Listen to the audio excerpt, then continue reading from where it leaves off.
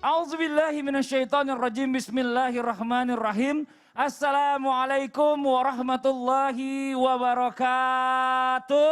Waalaikumsalam warahmatullahi wabarakatuh. Jamaah, oh jamaah. Alhamdulillah. Alhamdulillahirabbil alamin. Allahumma sholli ala sayidina Muhammad wa ala ali sayidina Muhammad. Jamaah Islam itu indah yang dirahmati Allah, Masya Allah luar biasa ya. Semua orang pada saat ini pasti memiliki harapan yang sama. Yang pastinya pengen sehat ya. Dan juga ingin wabah ini cepat berakhir.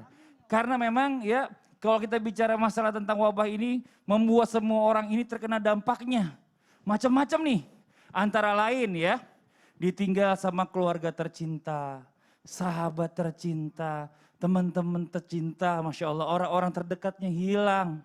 Ada bahkan bukan cuma hanya itu, tapi sampai mata pencahariannya juga hilang. Dan masih banyak lagi, nauzubillah, summa nauzubillah ya. Dan mulai hari ini ya, buat semua yang kemarin ini sempat meremehkan, tolong yuk sama-sama kita patuhi protokol kesehatan ya. Karena kalau kita lihat ini sekarang ini wabah COVID-19 ini masih banyak di sekitar kita. Bahkan kalau kita sekarang jalan gitu muter-muter naik motor, banyak banget bendera kuning di sekitar rumah kita ini. Nauzubillah, astagfirullah. Ya Allah ya Rabbi, ya mudah-mudahan kita berdoa bersama juga nanti di akhir acara ya, kita minta sama Allah Subhanahu wa taala untuk segera diakhirkan wabah ini. Mudah-mudahan doa kita diijabah oleh Allah Subhanahu wa taala. Amin amin ya rabbal alamin. Dan hari ini kita akan membahas tentang tema di Islam itu indah. Temanya adalah jangan remehkan wabah. Astagfirullah. Nah nih kita langsung aja kita ngobrol-ngobrol sama guru-guru kita nih, kita coba tanya-tanya nih ya, mungkin kita bisa dapat ilmu banyak dari mereka. Kalau mohon izin sebelumnya nih guru kita Ustadz AR ya. Kita ngobrol duluan nih pertama nih. Sekarang ini jamaah di rumah juga pengen tahu sebenarnya di dalam Islam ini apa sih sebenarnya pengertian dari wabah. Dan kenapa Rasulullah SAW itu aja melarang kita untuk mendekati wabah. Mohon izin penjelasannya, tafadhol guruku. Izin Bang Fadli, Ustaz Maulana, Ustaz Syam, bismillahirrahmanirrahim.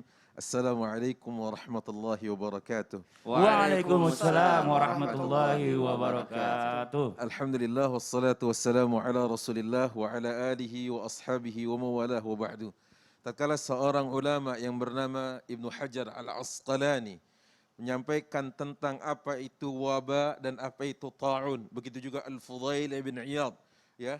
Beliau juga mengatakan apa itu at-ta'un. Maka apakah setiap ta'un itu wabah ataukah setiap wabah itu ta'un? Nah, para pakar dari kalangan ulama ini menyampaikan pastinya merujuk kepada pendapat para ahli dalam ilmu kesehatan.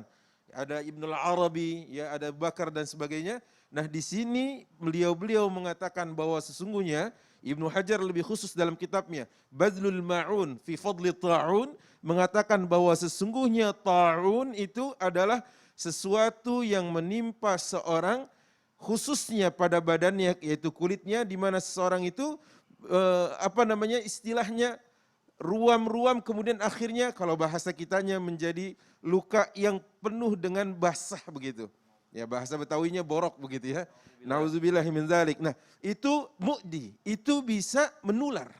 Dan kalau itu terjadi sampai seseorang meninggal dunia, maka insya Allah syahid. Nah belakangan ada yang mengkategorikan, bahkan ditulis dalam sebuah paper, kalau tidak salah itu untuk sebuah kelulusan, saya baca bagaimana sesungguhnya ta'un ini apakah sama dengan wabah? Jawabannya adalah tidak sama ta'un dengan wabah. Ya, setiap ta'un pasti masuk kategori wabah. Tidak semua wabah itu adalah ta'un. Apa maksudnya? Wabah lebih luas. Wabah lebih luas daripada ta'un. Karena ta'un itu yang disebutkan Rasulullah SAW. Barang siapa yang meninggal karenanya maka dia syahid. Ada segitu banyak ciri kesyahidan seseorang tatkala ia meninggal.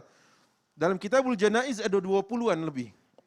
Nah, maka bagaimana seorang tatkala tahu bahwa sebuah wabah atau sebuah ta'un terjadi dalam sebuah masyarakat, dalam sebuah komunitas, Rasulullah SAW memberikan tips yang begitu hebat sekali.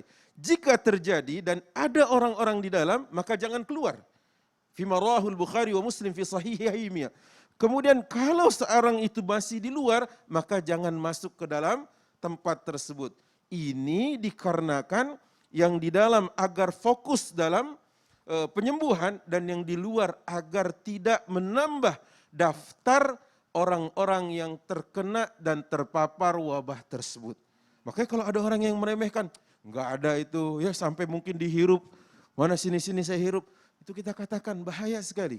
Karena bahasanya adalah firru minal asad, gitu ya. Seperti kalian lari dari singa. Bukan berarti kita takut dalam arti bahwa kalau memang belum ajal tidak akan pernah meninggal.